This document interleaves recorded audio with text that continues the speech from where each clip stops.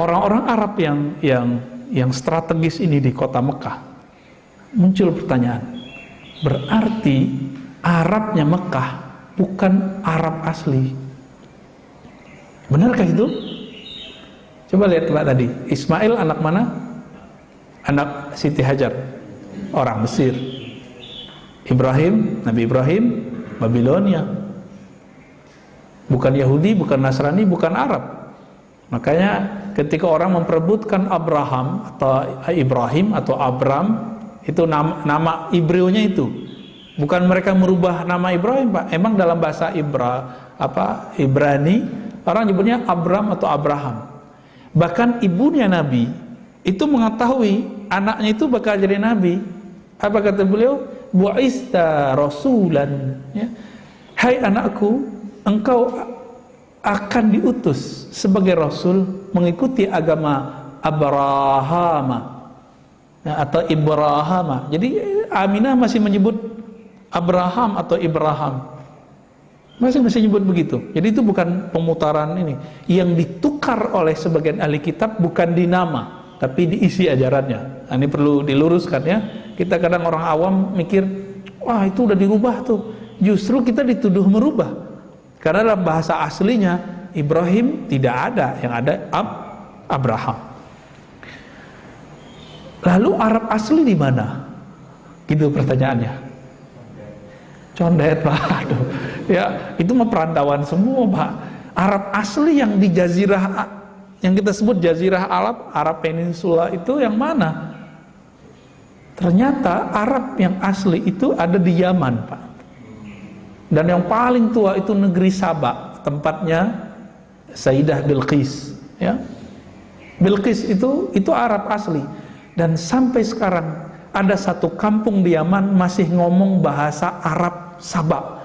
Dan itu kalau saya alhamdulillah bisa ngomong bahasa Arab, ya. Alhamdulillah, ngajar seharian penuh bisa bahasa Arab. Tapi kalau dengerin orang Sabah ngomong saya nggak ngerti. Ya, nggak ngerti sama sekali. Di situ kita ngerasa bodoh lagi.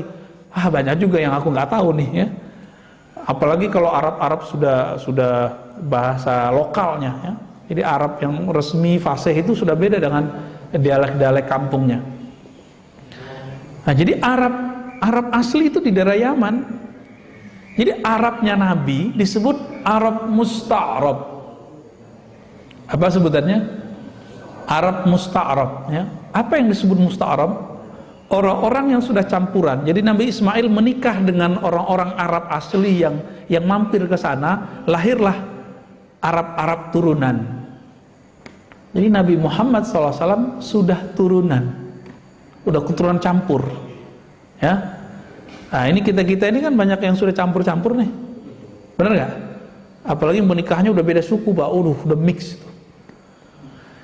Maka percampuran itu ternyata adalah bibit dari kebangkitan. Jadi kalau kita dari dulu ketemu orang itu lagi susah, Pak. Begitu juga percampuran pemikiran. Kalau ingin maju pemikirannya, ayo bentur-benturin otak kita itu dengan pemikiran yang aneh-aneh. Nanti ya terseot-seot dikit, lama-lama jadi bangkit, dia jadi tahan banting. Mirip-mirip kayak imun. Orang kalau mengatakan gini, filsafat haram, itu langsung otaknya buntu. Tapi dia ingin tahu filsafat apa sih isinya, haramnya di mana sih. Dia konsumsilah filsafat itu. Dan itu bisa jadi dibalas oleh imannya, oleh cara berpikir yang sahihnya. Baru nanti pemahaman dia terhadap manakah filsafat yang bermasalah itu jadi oke. Jadi teori imunisasi vaksin itu tidak hanya di badan biologis, tapi juga ada masuk di ideologi dan pemikiran intelektual. Begitu juga spiritual, Pak. Orang kalau nggak pernah dosa nggak bisa nangis. Orang kalau nggak bisa dosa nggak bisa nangis, ya. Nah, ini terjadi pada kawan-kawan kita yang telah menutup dirinya. Nah, ini yang kasihan, ya. Kalau udah menutup diri ya salah, nggak akan berubah sama sekali. Baik. Jadi Nabi Muhammad SAW lahir dalam posisi dan keadaan yang sangat strategis. Lebih strategis dari kita, Pak. Kalau kita paling dulu bernyanyi nenek moyangku seorang pelaut. Oh, mereka lebih dari itu, ya. Ketika Allah pilih kota Mekah, orang Arabnya sudah Arab campurannya kemudian udah satu klan Bani Hashim, cucu dari Abdul Muttalib, anak dari Abdullah. Itu bukan skenario ringan, tapi itu adalah skenario yang luar biasa, ya, sangat luar biasa. Ketika Nabi lahir, masih ingat apa yang terjadi? Ada yang mau nyerang Mekah? Ya, masih ingat ya? Saya mau tanya Pak, pernah dengar nggak ada gajah di tanah Mekah? Nggak ada kan? Gajah di tanah Arab? Dengar nggak? Bisa hidup nggak? Nah ini jadi pertanyaan besar. Lalu dari mana ini? Ternyata diusut, dulu daerah Yaman itu adalah daerah yang dikuasai sebagian atau dipengaruhi sebagian oleh budaya yang ada di seberangnya, yaitu Afrika. Negara apa terdekat di Yaman itu? Afrika. Sudan, Ethiopia, ya, mereka disebut orang Habasyah. Di sana ada ternak gajah, mereka jaga gajah, bukan hanya dari India. Itu kemudian diimpor oleh raja-raja yang di Yaman, salah satunya Abraha. Nah, digunakan untuk mau menghancurkan Mekah mau dipindah sama mereka. Jadi mereka melihat Mekah ini kok menarik ya, kita pindahin aja tuh Ka'bah ke kampung kita gitu. Saking mereka salah fahamnya, dikira bisa mindahin balok-balok 4 persegi itu. Enggak, yang dipindahin kan airnya, ya, salah teori sebenarnya. Nah, penasehatnya Abraha itu sudah kasih tahu, jangan coba-coba masuk ke negeri itu dengan niat menghancurkannya, nanti kamu hancur. Nah, nanti di akhir zaman, ini kan sudah akhir zaman nih, Nabi mengatakan ketika ada pasukan ingin menghancurkan Mekah, itu akan Allah kirim bala bencana menghancurkan mereka. Nanti kita kejadian lagi tuh.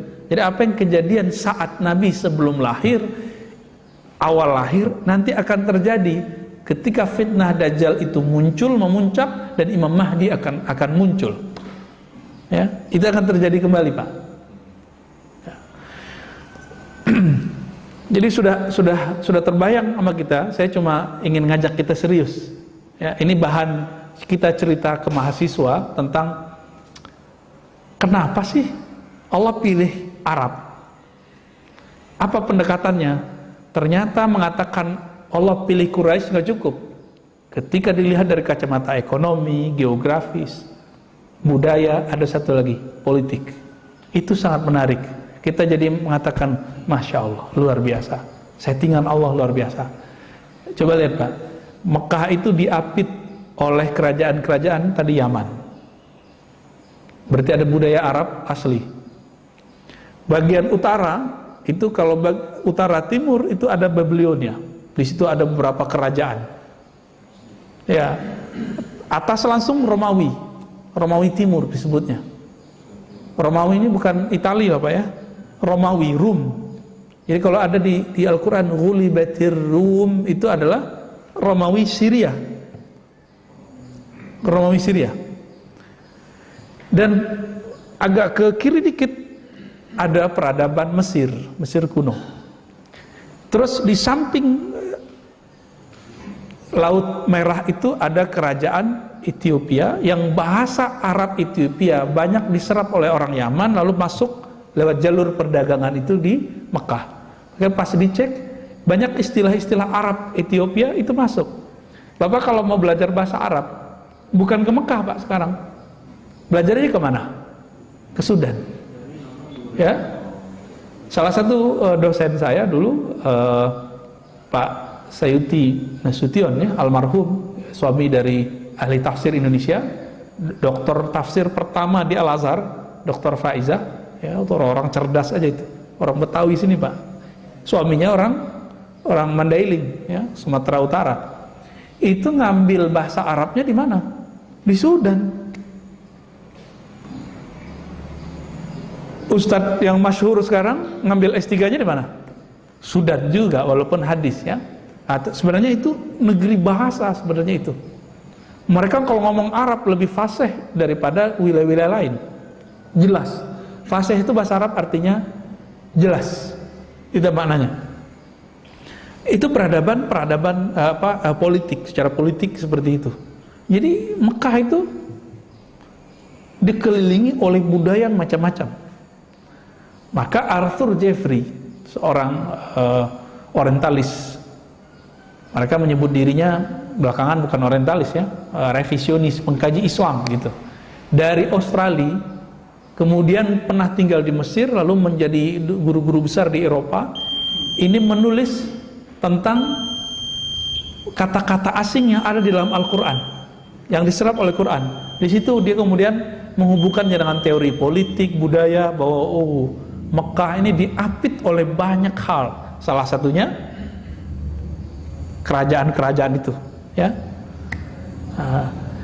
Berdasarkan ini, Bapak Ibu Saudara bukan Allah, kita mulai menyadari, ternyata Arabnya Nabi itu bukan seperti Arab yang kita bayangkan sekarang. Itu negeri luar biasa. Diceritakan Abraha ingin memperebutkan, itu hanya salah satu contoh bahwa negeri ini hendak diperebutkan. Ini salah satu muqaddimah dalam memahami kok seorang Nabi Muhammad SAW yang dipilih. Kira-kira seperti itu. Nabi Muhammad punya ayah Sayyid Abdullah punya ayah Abdul Muttalib, punya ayah, siapa nama ayahnya? Abdul Manaf, ya, Hashim dulu ya, bin Hashim bin Abdul Manaf bin Qusay, terus ke atas Adnan. Maka orang Arab itu disebut Adnani, Bani Adnan. Maka salah satu nama Nabi adalah walad Adnan. Abdul Muttalib itu adalah orang yang berdoa, naik beliau ke atas gunung, bukit-bukit yang ada di sekitar Ka'bah itu. Ketika Abraha masuk mau menyerang, beliau berdoa, Ya Rabbal Bait, Ya Allah yang memuliakan negeri Mekah. Meskipun Abdul Muttalib tidak sanggup menghadang budaya syirik yang sudah diserap oleh para pedagang. Di sini juga nih jahiliyah kalau diterjemahin apa, Pak? Kebodohan Arab pranabi. Mereka itu waktu datang ke daerah Suria, itu di pasar-pasar Suria ada tempat-tempat ibadah menyembah berhala. Karena yang nyembah berhala itu wong kaya gitu ya, orang kaya bukan main. Akhirnya dia mikir, kalau mau kaya, mau keren, kita sembah berhala gitu, Pak. Abdul Muttalib gak masuk, karena kita udah teliti, kakek-kakek, ayah-ayah Nabi itu nggak ada satupun yang musyrik. Satupun nggak ada yang musyrik. Di zaman tidak ada Nabi, mereka nggak musyrik.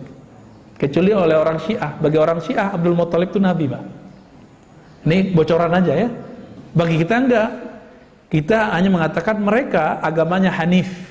Hanif itu artinya tidak menyekutukan Allah di saat tidak ada para Nabi. Dakwahnya nggak nyampe ke sana. Saya mulai paham itu ketika membaca kisah Salman. Bapak saudara yang melakukan Allah, Salman itu ketemu Nabi umurnya udah berapa, Pak?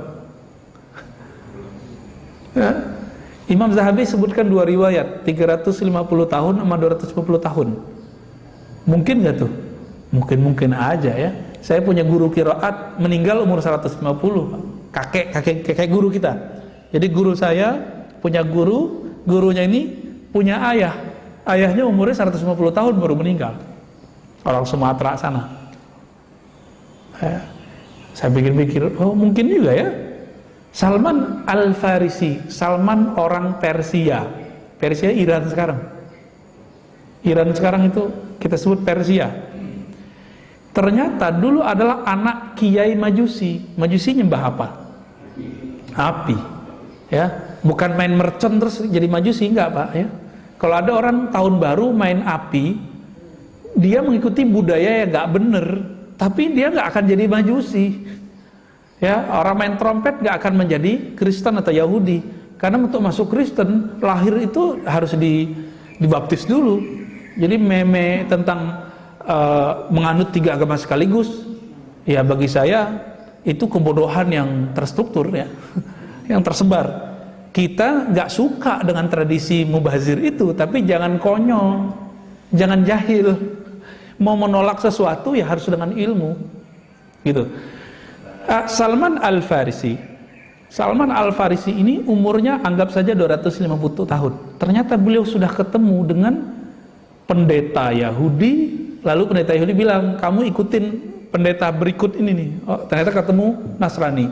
Ketika mau meninggal, pendeta Nasrani mengatakan, ini sudah datang zamannya Nabi yang di akhir zaman Allah lahirkan. Jadi keanggap 250 tahun pas meninggal. Berarti umur 200-an beliau udah 200-an, Nabi baru lahir secara biologis. Gitu Pak. Apa kata si gurunya? Kamu datanglah ke negeri yang banyak kurmanya, nanti kamu akan ketemu Nabi akhir zaman. Dibacakanlah kitab Injil dan Taurat yang mereka punya. Ini versi Salman. Makanya Salman kemudian pergi ke Madinah Pak. Tapi apa cerita lucunya? Betapa jahiliyahnya orang Arab saat itu. Salman udah nabung. Dia ada bilang, mana di antara kalian orang Arab? Ngomonglah, saya nggak usah sebut nama siapa orang Arab ini. Saya gitu. Nah, disebutkan di situ fulan, tapi riwayatnya tidak terlalu kuat. Di tengah jalan orang Arab itu karena pebisnis, barang apa aja yang kelihatan sama dia dijadiin duit. Apalagi orang bisa dijual. Salman Pak dijual sama dia. Ketemu di jalan, dia bilang, saya punya budak nih. Salman bingung, kok saya disebut budak ya? Akhirnya dijuallah Salman ke orang Madinah. Yang penting Salman nyampe di Madinah. Begitu kata orang Arab. Jadi Arab ini polos juga. Yang penting lo nyampe di Madinah. Mau cara dijual mau apa, nyampe gitu. Bener Pak, nyampe di sana jadi budak. Maka Salman ini dapat cerita dari gurunya, dari kitab Injil Taurat yang dipelajari, versi dia nih ya, bahwa ciri Muhammad itu banyak. Salah satunya tidak mau makan sedekah.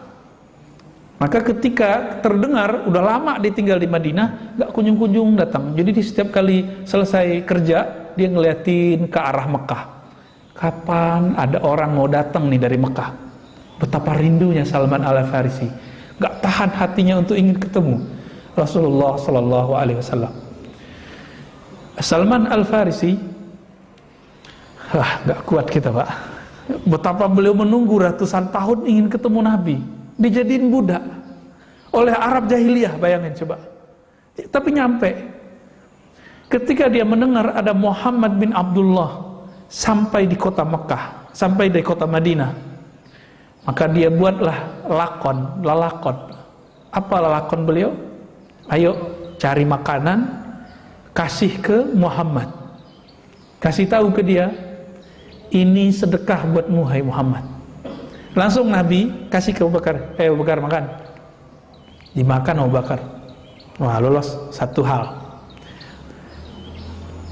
Pekan depan beliau nabung. Budak nggak bisa punya duit.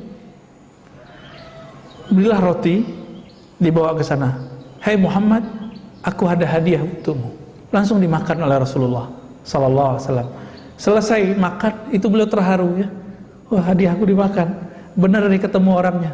Jadi beliau nggak nguji dengan pertanyaan, ngujinya dengan ini. Ini sopannya Salman Al-Farisi. Sopannya Salman Al-Farisi. Betapa girang hatinya, dia kemudian menjabat tangan Nabi. Ya Muhammad, asyhadu annaka Rasulullah Sallallahu Alaihi Wasallam. Aku bersaksi, engkaulah Rasulullah. Kalau dia sudah la ilaha illallah, tinggal Muhammadur Rasulullah. Saya nggak bisa bayangkan saat itu bagaimana terharunya Salman Al-Farisi. Sangat-sangat terharu. Salman itu menyaksikan pra-nubuwat, pra-bi'asah kerasulan Sallallahu Alaihi Wasallam. Maka dengan ini Bapak Ibu Saudara Allah, kebayang sudah jahiliyahnya Arab. Apa aja barang dijual sama dia, orang aja dijual ya. Tapi justru Nabi mengatakan kemudian, Salman minna ahlul bait. Salman dari kami, Salman adalah ahlu baitku. Nabi menyebut ahlu bait artinya kan keluarga. Biasanya Ali, Fatimah, Hasan, Husain itu biasa. Tapi sekarang yang disebut adalah Salman Al-Farisi radhiyallahu ta'ala anhu. Ternyata kekeluargaan itu ada dua. Ada kekeluargaan rohani, ada kekeluargaan jasmani. Keturunan Nabi, tapi akhlak nggak akhlak Nabi, keputus. Yang mutus langsung Fatimah. Ya. Kita bukan keturunan Nabi Muhammad, tapi kita ambil akhlak Nabi Muhammad. Insya Allah kita termasuk rohaninya rohani para habib, meskipun fisiknya bukan fisik para habib. Nah, kira-kira itu beberapa sharing saya tentang masa sebelum pra kerasulan dan kenapa Allah pilih negeri ini, negeri tersebut sebagai negeri para rasul, negeri rasul dan para sahabat mulia.